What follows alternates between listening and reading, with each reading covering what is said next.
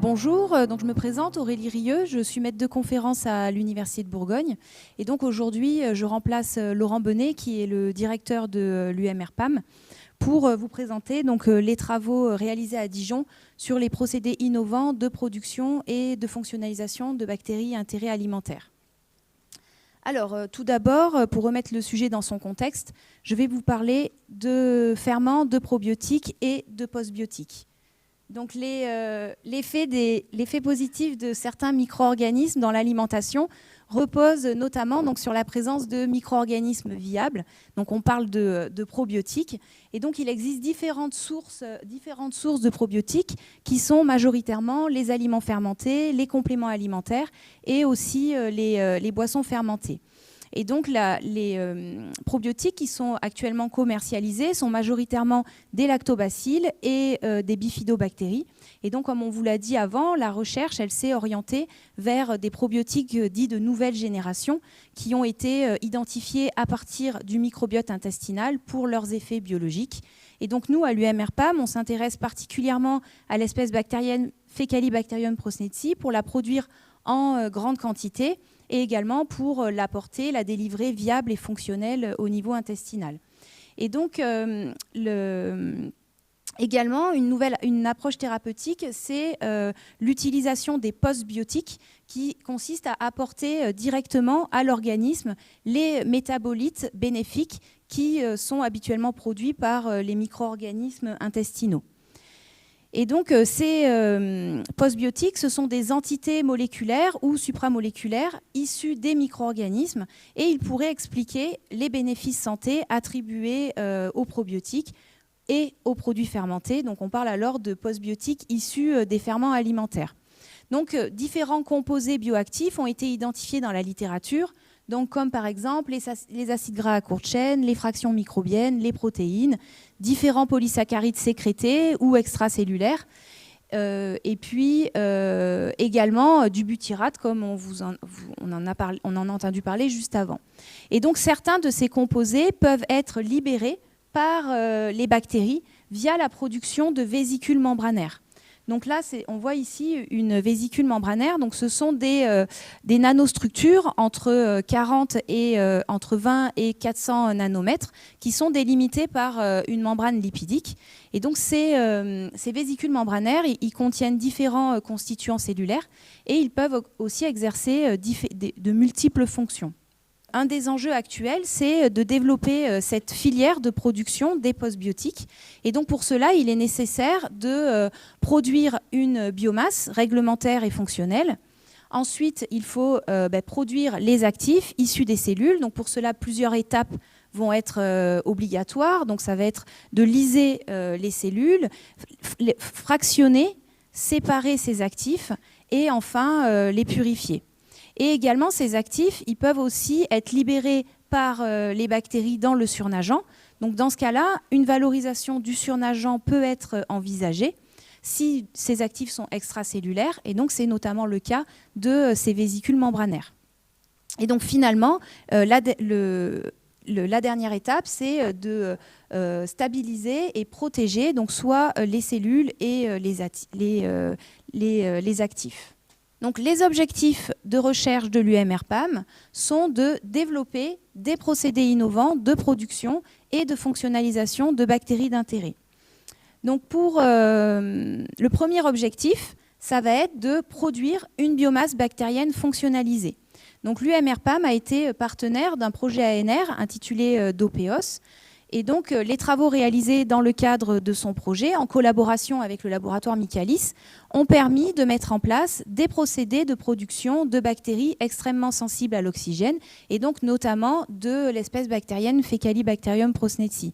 Donc, 2 demandes de brevets ont été déposées suite à ces travaux.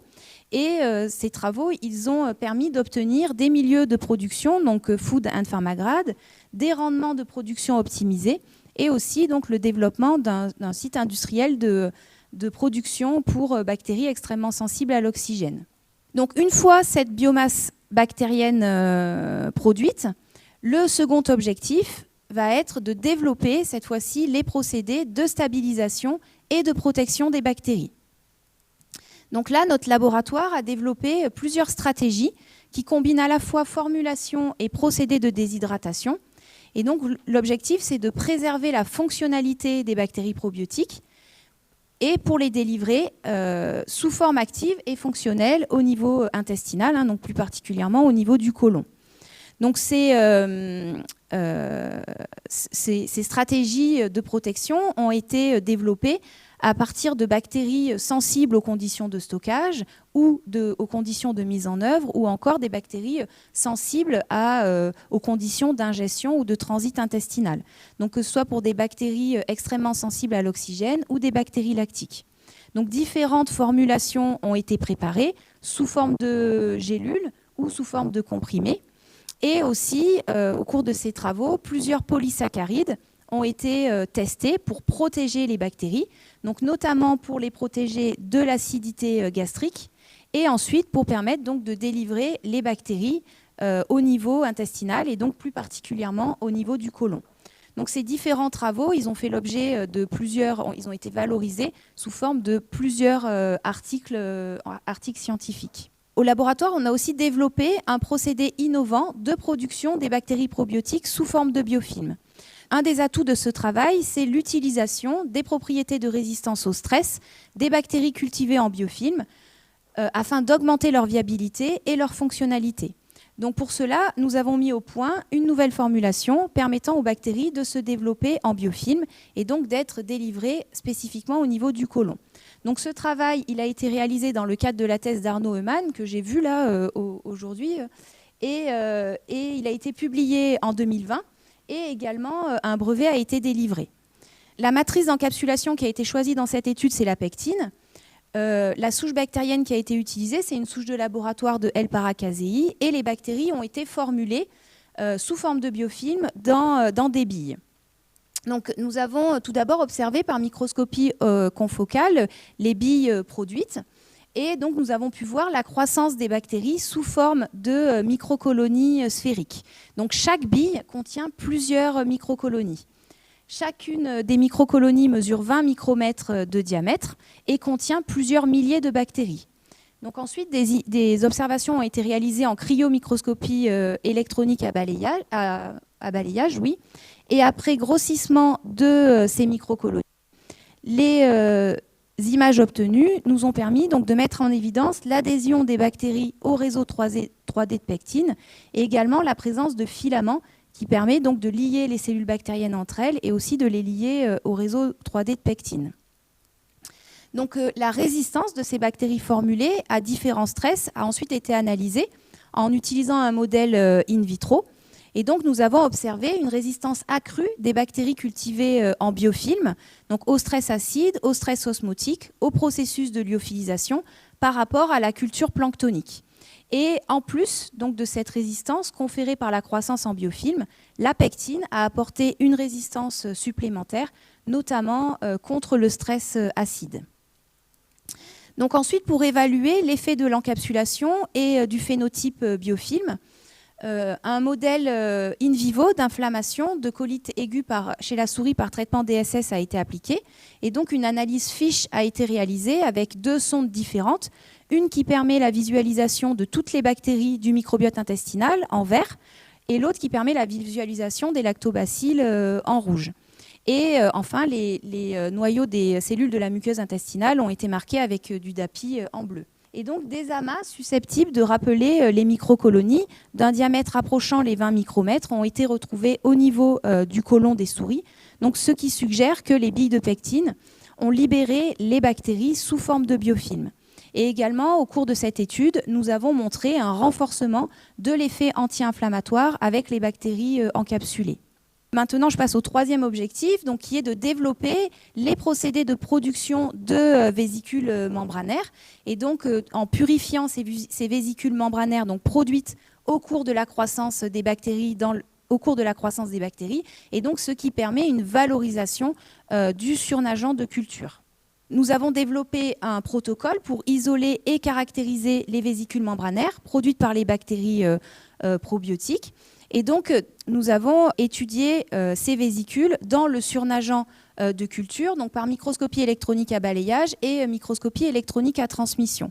Donc des structures sphériques ont été retrouvées dans le milieu de culture et aussi associées à la surface des bactéries.